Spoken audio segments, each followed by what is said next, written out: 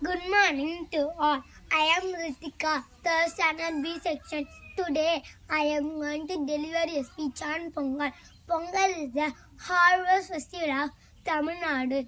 It is celebrated in the mid of January every year. Do you know why we celebrate Pongal? Let me tell you. It is celebrated as a thanksgiving ceremony to God. This festival is dedicated to the farmers who work so hard. It is celebrated for 4 days with happiness. The 4 days are Bogi Pongal, Surya Pongal, Matu Pongal, and Kanum Pongal. On Bogi Pongal, people clean their home and prepare it for festival. Surya Pongal is celebrated to thank the sun and the farmers for the food grains.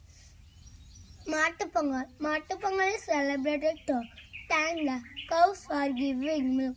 Kanum Pongal is celebrated of visiting relatives and exchanging the gifts.